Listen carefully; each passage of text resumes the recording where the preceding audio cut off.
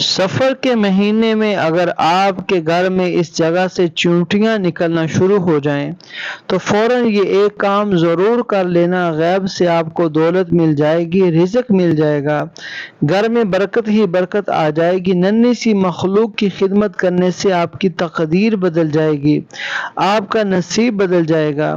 اللہ والو، آج میں آپ کو چونٹیوں کے حوالے سے کچھ ایسی معلومات دینے جا رہا ہوں کہ خاص کر اس مبارک مہینے میں جو کہ سفر کا مہینہ گزر رہا ہے، چونٹیوں کے حوالے سے آپ کو بتاتا چلوں کہ آپ کے گھر میں چونٹیاں جو نظر آتی ہیں وہ دیکھیں کہ وہ چونٹیاں کس طرف سے آ رہی ہیں۔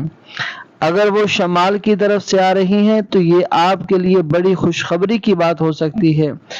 اگر چونٹیاں جنوب کی طرف سے آ رہی ہیں تو آپ کا مستقبل خوشحال ہونے والا ہے۔ اگر آپ اپنے گھر میں دیکھتے ہیں کہ مشرق کی طرف سے چونٹیوں کی لائن لگی ہوئی ہے، مشرق کی جانب سے چونٹیاں نکل رہی ہیں، آپ کو جلد ہی کوئی خوفناک خبر مل سکتی ہے۔ اور اگر آپ دیکھیں کہ گھر میں مغرب کی طرف سے چونٹیاں نظر آ رہی ہیں تو یہ آپ کے مستقبل کو کہیں اور لے جانے کی علامت ہو سکتی ہے۔ دوستو، اگر آپ اپنے گھر میں دیکھتے ہیں کہ چونٹیاں چاول کے ڈبے سے آپ کے گھر کی طرف آ رہی ہیں، چاولوں سے نکل رہی ہیں، تو آپ کے پاس بے انتہا دولت آنے والی ہے، رزق آنے والا ہے، پیسہ آنے والا ہے۔ اگر آپ دیکھتے ہیں کہ چونٹیاں آپ کو ہر جگہ نظر آ رہی ہیں جہاں پر آپ نے اپنے زیورات رکھے ہوئے ہیں، تو سمجھ لیں آپ کے گھر میں قیمتی اشیاء آنے والی ہیں۔ یہ جو چونٹیاں ہوتی ہیں یہ گھر والوں کے لیے برکت کا اعلان کرتی ہیں، کیونکہ یہ گھر میں کسی بھی نحوست کو داخل نہیں ہونے دیتی، نفرتوں کو ختم کر دیتی ہیں۔ اللہ کے ولی حضرت شاہ شمس تبریز رحمہ اللہ تعالیٰ نے فرمایا کہ کوشش کیا کرو کہ چونٹیوں کو صدقے کی نیت سے میٹھی چیز دیا کرو، کیونکہ یہ عمل گھر کی تمام نحوستوں کو ختم کر دیتا ہے اور گھر والوں کے لیے برکت اور کامیابی کا راستہ بتاتا ہے۔ آپ سب کو پتہ ہے کہ ماہ سفر گزر رہا ہے۔ اس ماہ مبارک میں جتنا صدقہ دیا جائے اتنا ہی کم ہوتا ہے۔ تو اللہ والو، اب ہم جان لیتے ہیں کہ آپ نے صدقہ کیسے کرنا ہے، لیکن اس سے پہلے اگر آپ میرے چینل پر نئے ہیں اور آپ نے ابھی تک میرے چینل کو سبسکرائب نہیں کیا تو خدا را اس چینل کو بھی سبسکرائب کر لیں، کیونکہ ایسے بہت سے وظائف، بہت سے اعمال آپ کے حوالے ڈیلی بیسس پر کرتا رہوں گا۔ اب لوگوں نے کیا کرنا ہے کہ مٹھی بھر گندم کا آٹا لے لینا ہے اور مٹھی بھر لے کر چینی لینی ہے، ان دونوں کو اچھی طرح سے مکس کر لینا ہے اور اس کے اوپر ایک عمل پڑھنا ہے جو ابھی میں آپ کو بتاتا ہوں۔ آپ نے ایک مٹھی گندم کا آٹا اور ایک مٹھی چینی لے کر ان کو اچھی طرح سے مکس کر لینا ہے اور پھر ان کو اپنے سامنے رکھ کر سب سے پہلے آپ نے نبی اکرم صلی اللہ علیہ وسلم کی ذات پر درود پاک پڑھنا ہے۔ درود پاک کوئی سبھی پڑھ سکتے ہیں، صلی اللہ علیہ وسلم پڑھ لیں، صلی اللہ علی محمد پڑھ لیں، کوئی سا بھی درود شریف پڑھ سکتے ہیں۔ نماز والا درود شریف پڑھ لیں گے تو یہ زیادہ فضیلت برکت والا ہے، بڑا ہوا ہے فضیلت اور برکت کے اعتبار سے۔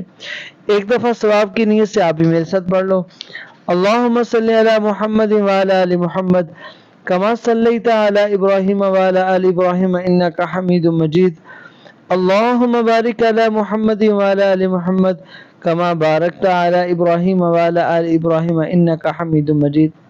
درود پاک پڑھنے کے بعد آپ نے اپنے خاص مقصد کی نیت کرنی ہے۔ آپ دولت چاہتے ہیں، اس کی نیت کر لیں۔ آپ سارا سال بلاؤں سے محفوظ رہنا چاہتے ہیں، اس کی نیت کر لیں۔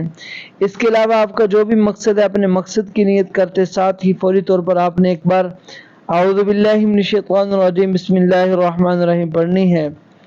اب آپ نے کیا کرنا ہے، جو آپ نے آٹے اور چینی کو مکس کر کے اپنے پاس رکھا ہوا ہے، اس کے اوپر آپ نے پہلے یہ وظیفہ پڑھنا ہے اور پھر آپ نے اس آٹے کو کیا کرنا ہے یہ بھی میں آپ کو بتاتا ہوں۔ یہ وظیفہ آپ نے اس لیے پڑھنا ہے تاکہ آپ کی ہر حاجت پوری ہو جائے۔ اب آپ نے سب سے پہلے آیت الکرسی پڑھنی ہے۔ آیت الکرسی ہر مسلمان کو زبانی یاد ہوتی ہے، ایک دفعہ آیت الکرسی کی تلاوت سماعت فرما لیں۔ اللہ لا الہ الا هو الحی القیوم لا تأخذه سنة ولا نوم له ما في السماوات وما في الأرض من ذا الذي يشفع عنده إلا بإذنه يعلم ما بين أيديهم وما خلفهم ولا يحيطون بشيء من علمه إلا بما شاء وسع كرسيه السماوات والأرض ولا يؤوده حفظهما وهو العلی العظیم۔ آیت الکرسی کو آپ نے 7 بار پڑھتے ساتھ ہی فوری طور پر آپ نے دوسرے نمبر پر سورۃ الکوثر پڑھنی ہے۔ کس طرح سے پڑھنی ہے توجہ کیجئے گا۔ انا اعطیناک الکوثر فصل لربک وانحر ان شانئک هو الابتر۔ سورہ کوثر کو آپ نے 3 بار پڑھنا ہے۔ 3 بار سورہ کوثر پڑھ لیں تو اب آپ نے تیسرے نمبر پر بھی قرآن پاک کی ایک اور سورت پڑھنی ہے۔ اب آپ نے دوسرے نمبر پر سورہ فلق، اور سورہ فلق قرآن پاک کی 113ویں نمبر پر سورہ ہے، یہ 30ویں پارے میں موجود ہے۔ سورہ فلق کی تلاوت سماعت فرما لیں۔ قل اعوذ برب الفلق من شر ما خلق ومن شر غاسق اذا وقب ومن شر النفاثات في العقد ومن شر حاسد اذا حسد۔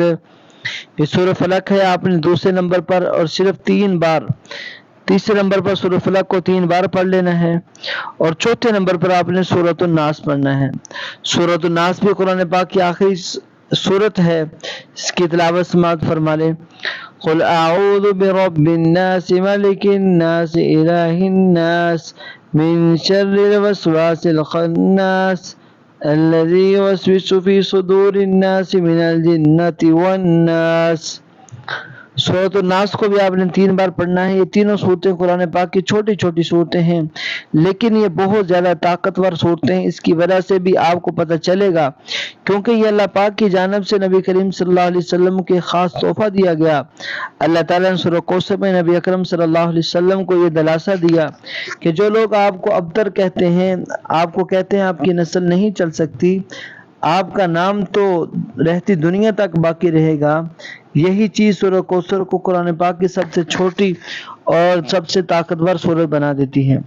اسی طرح اگر سورۃ الناس فلق کی بات کریں تو یہ دونوں بھی بہت چھوٹی صورتیں ہیں، لیکن بے حد طاقتور ہیں۔ سورۃ الناس، سورۃ فلق پڑھنے والا شخص جن اور انسان دونوں کے شر سے حسد سے محفوظ رہتا ہے، آسمانی بلاؤں کا اس پر نزول نہیں ہوتا، مصائب کا نزول اس کے اوپر نہیں ہوتا، وہ مکمل طور پر مصائب سے محفوظ ہو جاتا ہے۔ جب آپ 3 بار فلق، سورۃ الناس، سورۃ کوثر پڑھ لیں تو اس کے بعد آپ نے پھر 3 بار یا 11 بار وہی دوشی پڑھنا ہے جو آپ نے عمل کے شروع میں پڑھا۔ اب آپ کا سارا عمل مکمل ہو چکا۔ اس کے بعد آپ نے کیا کرنا ہے، یہ سب سے خاص بات ہے کہ اب آپ کو کیا کرنا ہے۔ جو آپ اپنے سامنے مکس کیا واٹر رکھا ہے، اس پر آپ نے پھونک مار دینی ہے اور اس کو وہاں پر رکھ دینا ہے جہاں سے آپ کو لگے کہ چونٹیاں نکل رہی ہیں، یعنی گھر میں جس جگہ سے چونٹیاں نکل رہی ہوں وہاں پر آپ نے واٹر مکس، چینی مکس جو آپ نے کی تھی وہ آپ نے تھوڑا تھوڑا کر کے چونٹیوں کی بلوں کے اوپر رکھ دینا ہے۔ یہ چونٹیوں کو دیا گیا صدقہ ہوگا جو آپ کی تقدیر بدل سکتا ہے، آپ کے الجھے ہوئے کاموں کو سنوار سکتا ہے، آپ کے ہر اس مقصد میں آپ کو کامیابی دلوا سکتا ہے جس کی وجہ سے آپ پریشان ہیں، کیونکہ اللہ کی ننھی سی مخلوق ہے، جس کو رزق دیتا ہے اس کی خدمت کی جائے تو یہ اللہ سے دعا کرتی ہے، اور اس ننھی سی مخلوق کی دعا آپ کی تقدیر بدل سکتی ہے۔ جس گھر کے آس پاس چونٹیاں اپنا گھر بناتی ہیں، شیطان کی طاقتوں کو اس گھر میں داخل نہیں ہونے دیا جاتا۔ یہ چونٹیاں شیطانی طاقتوں کو اس گھر میں داخل نہیں ہونے دیتی، کیونکہ اللہ نے اس انسان کی حفاظت کے لیے پیدا کیا ہے۔ یہ گھروں کے چاروں طرف سے عقد پیدا کرتی ہیں جس سے تمام نظر بد شیاطین طاقتوں کے اثرات گھر میں داخل نہیں ہو پاتے۔ لیکن ایک بات ہمیشہ یاد رکھیے کہ چونٹیوں کو بغیر سبب کے مارنا، ان کے گھروں کو تباہ کرنا انسان کے نصیب کو، اس کے کاموں کو الجھا دیتا ہے۔ کبھی بھی بغیر کسی وجہ کے چونٹیوں کو نہ مارا کریں، ان کے گھر سے نہ بگایا کریں۔ یہ اللہ کی ننھی ننھی مخلوق ہوتی ہے، بلکہ ان کو کھانے کے لیے کچھ دیا جائے۔ جب آپ ان کو کھانے کے لیے کچھ دیں گے تو آپ کے گھر کا ماحول جنت جیسا بن جائے گا، کہ گھر سے کبھی رزق ختم نہیں ہوگا، دولت ختم نہیں ہوگی۔ سب سے بڑی بات یہ ہے کہ گھر سے برکت کبھی ختم نہیں ہوگی، جتنی بھی بے برکتی ہوگی وہ ساری کی ساری راہ کی طرح اڑ جائے گی، گھر سے بے برکتی کا ہمیشہ کے لیے خاتمہ ہو جائے گا۔ آپ جتنا زیادہ صدقہ خیرات کریں گے، اگر آپ لوگ دیکھتے ہیں کہ گھر کے غسل خانے میں چونٹیاں نظر آ رہی ہیں تو یہ اس بات کی نشاندہی کرتا ہے کہ آپ کو پیسے متاثر کر سکتا ہے۔ اگر گھر کے کچن میں آپ لوگ چونٹیاں کو دیکھتے ہیں تو یہ حسد کی بہت بڑی نشاندہی ہے۔ اگر آپ کے کچن میں چونٹیاں موجود ہیں اور ہر چیز کو کھا رہی ہیں، آٹے کو کھا رہی ہیں، چاولوں کو کھا رہی ہیں، جتنی بھی کھانے والی چیزیں ان کو کھا رہی ہیں، تو اس بات کی نشانی ہے کہ جلد ہی مالی بحران کا سامنا کرنا پڑے گا، جس میں آپ کا سارا پیسہ اور دولت ڈوب سکتی ہے۔ اگر آپ دیکھیں چونٹیاں آپ کو اپنے گھر کی کھڑکی میں نظر آ رہی ہیں، اس کا مطلب ہے کہ آپ کے بچے حسد کا شکار ہیں، ان کو حسد سے بچائیں۔ حسد ایک بہت بڑی بیماری بھی ہے اور بہت بڑا گناہ بھی ہے۔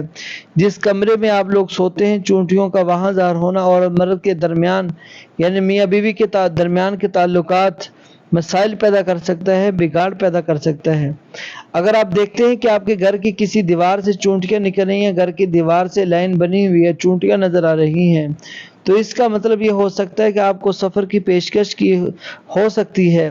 وہ سفر ایسا ہو سکتا ہے جو رکاوٹوں اور الجھنوں سے بھرا ہوا ہو۔ اگر کوئی شخص دیکھتا ہے کہ گھر میں چونٹیاں اس کے بستر کے دونوں طرف گھوم رہی ہیں، بستر کے آس پاس گھوم رہی ہیں، تو اس بات کی طرف اشارہ ہے کہ آنے والے دنوں میں اللہ تعالیٰ اسے صالح اولاد عطا فرمائیں گے۔ اگر دیکھتا ہے کہ چونٹیاں کثرت سے چاول کے دانے باہر سے لے کر آپ کے گھر میں آ رہی ہیں، چاول کے دانے اپنے منہ میں ڈال کر لے کر آ رہی ہیں، تو اس بات کا اشارہ ہے کہ آپ کی محنت، آپ کے جدوجہد آپ کو کامیابی کی طرف لے کر جائے گی۔